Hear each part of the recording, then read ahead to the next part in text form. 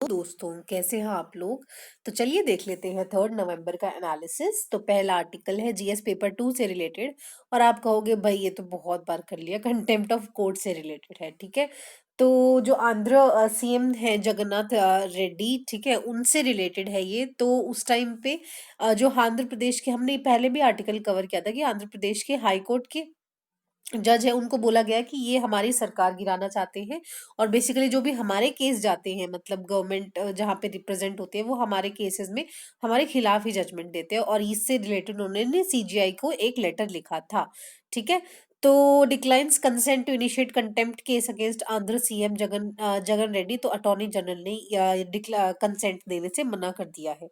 ठीक है, क्योंकि ऑब्वियसली वो अगर हाई कोर्ट के जज के खिलाफ बोले तो एक कॉन्टेम्प्ट हुआ ना। ऑब्वियसली उसका मतलब कॉन्टेम्प्ट बोला जा रहा था कि ऑब्वियसली उन्होंने कोर्ट की लोअर करी है, अथॉरिटी को ज्यादा लोअर किया है। ठीक है, तो कंटेम्प्ट बेसिकली क्या आइडिया होता है, जो रिस्पेक्ट नहीं करता कोर्ट के ऑर्डर्स को। ठीक है, कंटेम्प्ट दो तरीके का होता था, सिविल और क्रिमिनल। सिविल क्या है, wilful disobedience of the court judgment और ऑर्डर। ठीक है, समन के लिए बुलाया नहीं गए तो ये सिविल कंटेम्प्ट हो जाता है। ठीक है, और wilful breach of an undertaking given to court, कि भाई मैं इस समय मतलब कोई कॉन्ट्रैक्ट ब्रीच किया आपने उस तरीके से।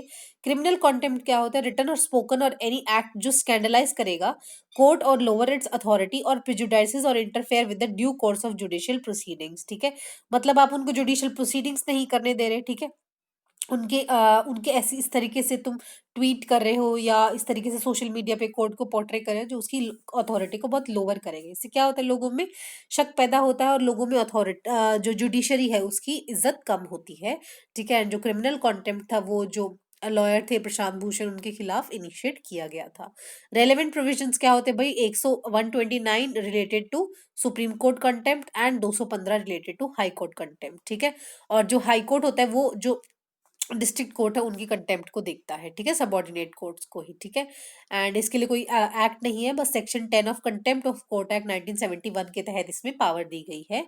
Constitution also includes contempt of court as reasonable restriction to freedom of speech and expression, कि भाई ये नहीं आप कुछ भी लिख सकते हो, कुछ तो पब्लिक ऑर्डर मोरालिटी वगैरह से भी रिलेटेड होता है। बट ये है कि ये एक और रिस्ट्रिक्शन है कि भाई आर्टिकल 19 के उसमें एरिया में there is no requirement for supreme court to take attorney general concern in initiating criminal contempt proceeding on its own at its exercise inherent power under the constitution issuing the show cause notice. तो भाई permission consent की तो जरूरत है ही नहीं, requirement तो supreme court को, but obviously उन्होंने दी है। तो देखो लेट्स सी क्या होता है। Then HC panels question setting up of special courts to try MPs. ठीक है, तो 3 judge committee of Madras High Court has questioned the constitutional validity of setting up courts to exclusively try MPs and MLAs for various crimes. ठीक है, अब आपको पता ही है कि हमारे जो लेजिस्लेचर्स है बहुत सारों पे जो क्रिमिनल हो गए या सिविल इस तरीके के केसेस चल रहे हैं काफी सारे। ठीक है, तो इसके लिए बोला है कि फटाफट ऐसे एक फास्ट ट्रैक कोर्ट्स बिठाओ ताकि इनके मामले खत्म करो, ताकि इनको क्लीन चिट या फिर इनको अरेस्ट किया जा सके। Why separate court should not be set up. ठीक है, 3 जज कमिटी ने बोला क्यों नहीं होना चाहिए भाई, ऑफेंस सेंट्रिक होना चाहिए, ना कि ऑफेंडर सेंट्रिक। तुम तो सिर्फ स्पेशल प्रोविजन दे रहे हो। ठीक है भाई, बाकी जनता तो धक्के खाती रहे कोर्ट्स में ठीक है, जा जाके लाइनों में, पर एमपीज एमएलएस के लिए हम स्पेशल कोर्ट बिठा देते हैं। तो नहीं, ऑफेंडर सेंट्रिक मत बनाओ इसको, ऑफेंस सेंट्रिक बनाओ, तब बात बनेगी। Special court can only be constituted by statute not by executive and judicial fiats. ठीक है, तो भाई स्टैट्यूट कुछ इस तरीके का लॉ वगैरह लाना पड़ेगा, और उसके लिए ऑब्वियसली पार्लियामेंट विल चाहिए होती होगी। तो ऐसी कोई एग्जीक्यूटिव ऑर्डर से आप इसको नहीं बना सकते। So why these observation seem significant, timing of report, HC committee reports come in face of 2017 में सुप्रीम कोर्ट ने ऑर्डर किया था कि भाई सेंटर 12 स्पेशल कोर्ट्स आपको बिठाने की जरूरत है ताकि जो क्रिमिनल पॉलिटिशियंस हैं उनके केसेस को ट्राई किया जा सके। ठीक है, एंड ये जो पेंडिंग ट्रायल्स है इनको कोशिश करा रहे हैं कि जल्दी से जल्दी हो। एंड अभी ये कमेटी का बेसिकली रिकमेंडेशन है। स्पेशल कोर्ट्स की जरूरत क्या है, क्योंकि भाई 4,000 से ज्यादा केस पेंडिंग है, लेजिस्लेचर्स हैं जो भी एमएलएज हो गए, एमपीज हो गए, and number of cases on the sitting MPs and members of legislatures alone are 2556। तो आप देख लो कितने ज्यादा हैं। ठीक है, against sitting MPs and members of state legislatures. ठीक है, cases against the legislature includes that of corruption, money laundering, damage to public property, defamation and cheating. ठीक है, तो ये लगा लो आधे के आसपास तो सिटिंग पे ही है। ठीक है, बाकी तो चलो रिटायर वगैरह हो गए। ठीक है, बट लेजिस्लेचर्स पे काफी ज्यादा केसेस होते हैं। ठीक है, there are large number of cases that are the violation of section 188 of IPC. कि इसमें जो मेजोरिटी ऑफ केसेस है ना इन 4000 में, वो सेक्शन 188 पे ही लागू होते हैं, जो बेसिकली किसी भी डीएम या फिर आईएएस या फिर ऑफिसर्स ने, पब्लिक सर्वेंट कोई भी हो उस तरीके से, उन्होंने बोला हो कि भाई पॉलिटिशियंस की तरफ से अनवांटेड हमें इंटरफेरेंस और हमें काम करने नहीं दिया जा रहा। Large number of cases were pending at the appearance stage and even non bailable warrants issued by the courts have not been executed. ठीक है, तो वारंट्स भी बेसिकली एग्जीक्यूट नहीं किए गए हैं पुलिस द्वारा।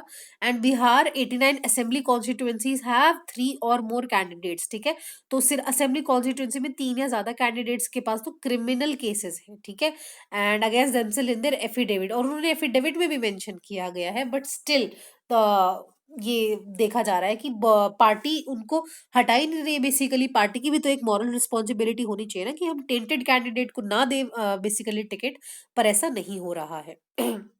तो वे आउट क्या है? सबसे पहला तो ये पॉलिटिकल पॉलिटिकल पार्टीज ना ही दे उनको। ठीक है, रिप्रेजेंटेशन ऑफ पीपल एक्ट को भी अमेंड करना पड़ेगा कि भाई डीबार करना पड़ेगा जिसपे हीनियस नेचर, रेप, ठीक है, इस तरीके के चार्जेस है उसको कंटेस्ट ना करने दिया जाए elections. Fast track court should decide the cases of tainted legislatures quickly. तो भाई टेंटेड वालों के तो कर दो।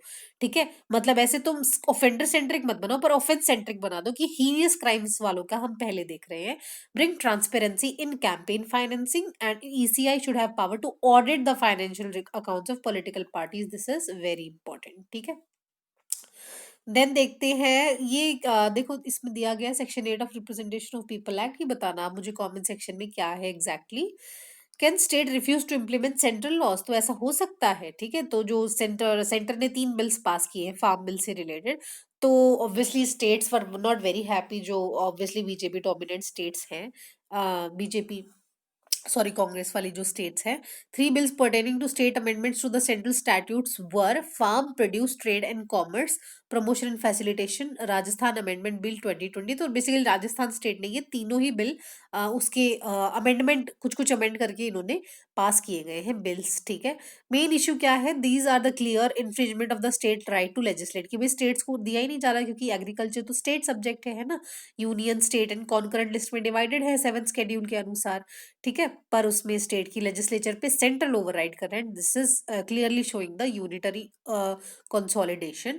However, the central government financed in a way into the legislation by misconstruing its authority on food items। ठीक है, एक कॉन्करेंट लिस्ट में बेसिकली एक कैटेगरी है food items and agricultural products. ठीक है, तो उसमें लेजिस्लेट करके सेंटर ने ये बेसिकली कॉन्करेंट लिस्ट में के अनुसार अपनी पावर को एक्सरसाइज किया है। कॉन्स्टिट्यूशन क्या कहता है? एग्रीकल्चर स्टेट लिस्ट में है, पर 33 entry of the concurrent list क्या कहती है कि सेंटर और स्टेट दोनों के पास पावर है प्रोडक्शन एंड सप्लाई को कंट्रोल करने का। तभी तो पीडीएस सिस्टम मॉनिटर करता है ना, एफएसएस सॉरी एफसीआई प्रोक्योर करता है, फिर वो डिस्ट्रीब्यूट करता है ना, and distribution of products of any industries including agriculture. Usually when state wants to amend a central law made under the one of the items in the concurrent list, it needs clearance from the center. अगर state को amend करना है central loss जो भी concurrent list में, तो centre की permission चाहिए। तो ये भी दिखा रहा है कि सेंटर की तरफ एक टिल्ट है। अगर स्टेट लॉ कॉन्ट्राडिक्ट करे central law on the same subject, तो ऑब्वियसली पार्लियामेंट जो लॉ पास करेगी वही प्रिवेल करेगा। ठीक है, कॉन्स्टिट्यूशन ने ऐसा अरेंजमेंट क्यों बनाया गया है? क्योंकि ऑब्वियसली पार्लियामेंट के laws whole of the India को अप्लाई करते हैं, एंड स्टेट तो एक स्टेट स्पेसिफिक कंसर्न को इशू बेसिकली एड्रेस करता है। एंड अगर ऐसा नहीं हुआ तो इनकंसिस्टेंसीज हो जाएंगी, कोई स्टेट कुछ तरीके से पास करेगा, कोई स्टेट कुछ तरीके से, तो एक यूनिफॉर्मिटी नहीं आ पाती, एंड ट्रेड एंड कॉमर्स से रिलेटेड सीरियस प्रॉब्लम्स हो जाती।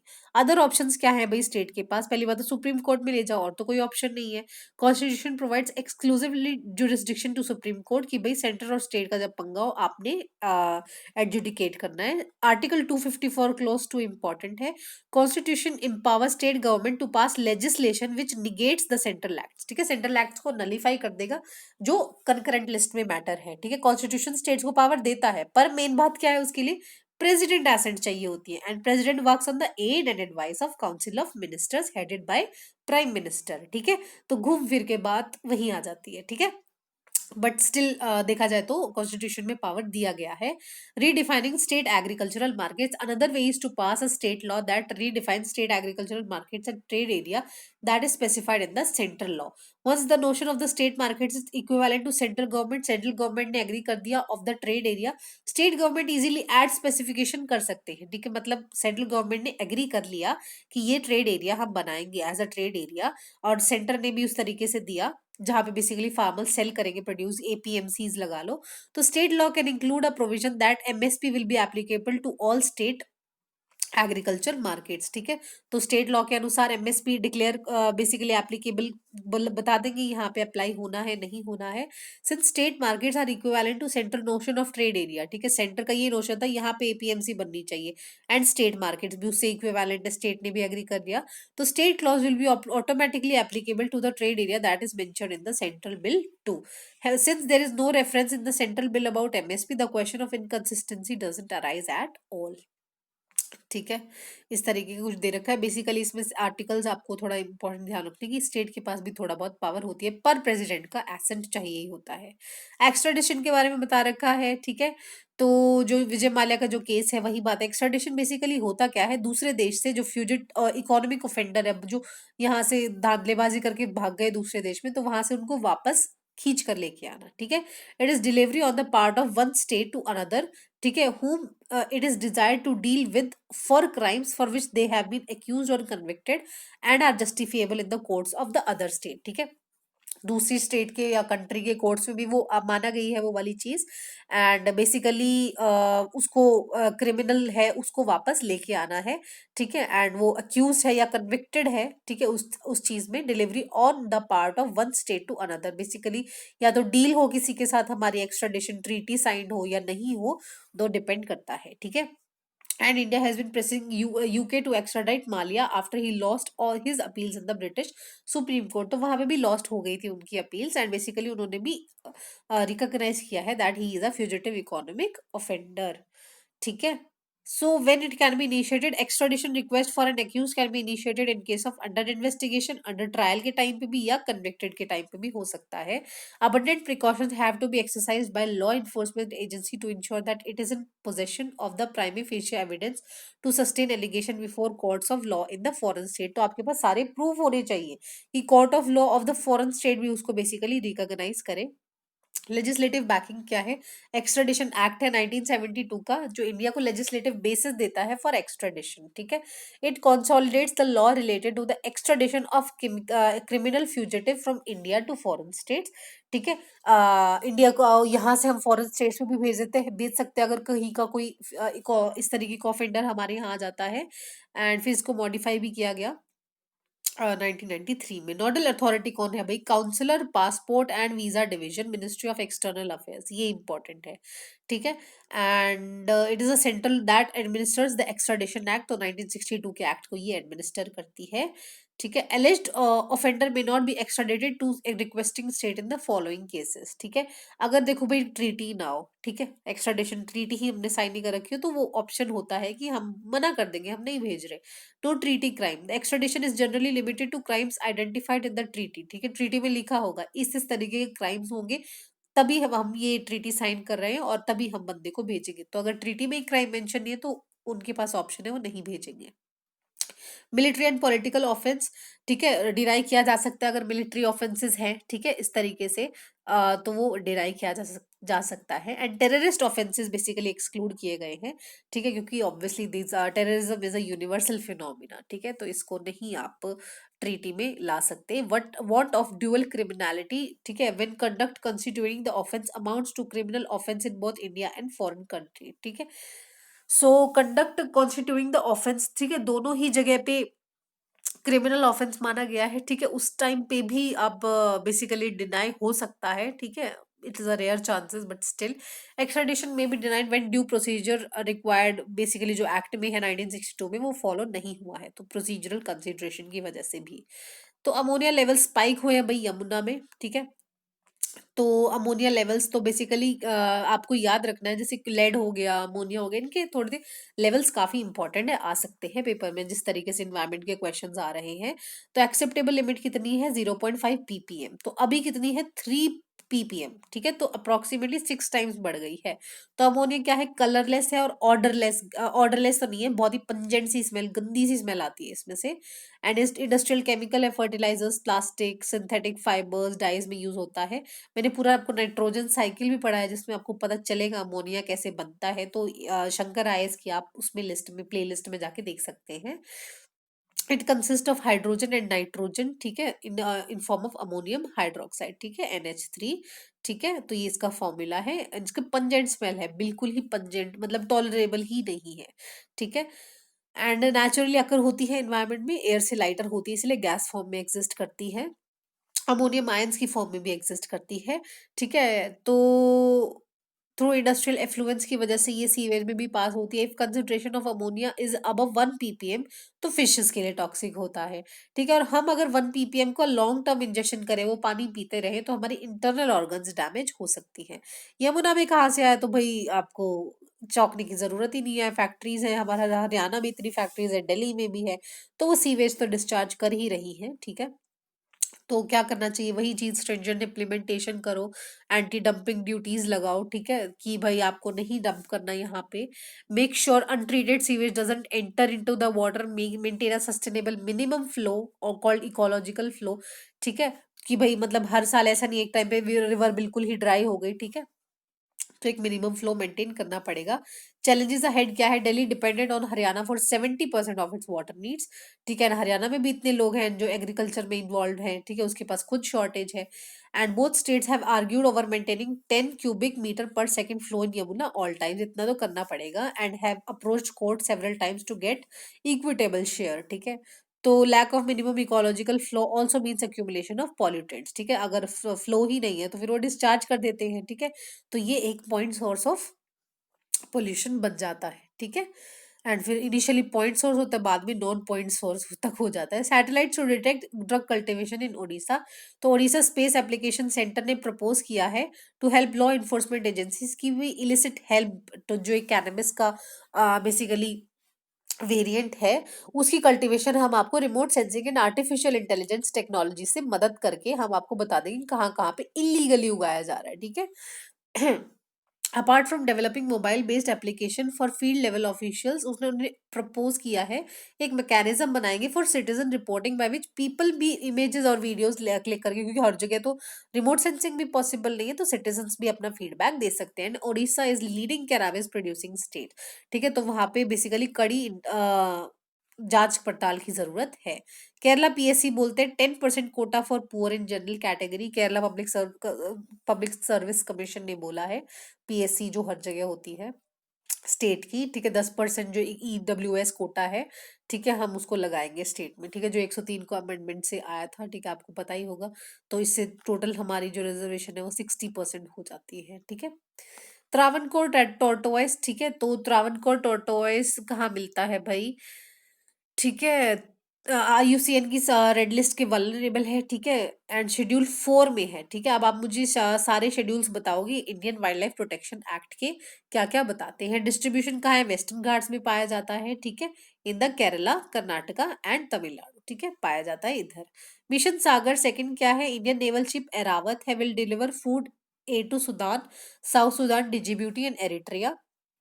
ठीक है, एंड नेवल शिप है, तो एरावत के बारे में हम पहले भी पढ़ चुके हैं। Mission Sagar second follow the mission Sagar, जो मई जून 2020 में हुआ था, जब मालदीव्स वगैरह में गए थे हम ह्यूमैनिटेरियन असिस्टेंस के लिए। ठीक है, तो सेम अभी मिशन सागर 2 के लिए एरावत जा रही है। ठीक है, महारानी जिंदन कौर के बारे में है, तो इनकी जो बेसिकली कुछ ज्वेलरी वगैरह ऑक्शन पे है लंदन में, तो इससे रिलेटेड इन्होंने आर्टिकल था। यंगेस्ट वाइफ थे महाराजा रंजीत सिंह के, जिनको शेर पंजाब भी कहा जाता है। महाराजा रंजीत सिंह को सिख एम्पायर की फाउंडेशन रची थी इन्होंने। ठीक है, he was the mother of Maharaja, she was also mother of Maharaja Duleep Singh, मतलब जो महाराजा रंजीत सिंह के बेटे थे, last ruler of the Sikh empire who was raised by British. She led a spirited resistance to the encroachment of British into Punjab, but was eventually forced to surrender. तो थोड़ा important है कि महाराजा रणजीत सिंह की बीवी है। So this is the thing about today's discussion, and जो question पूछे please answer करिएगा, and thank you so much for watching.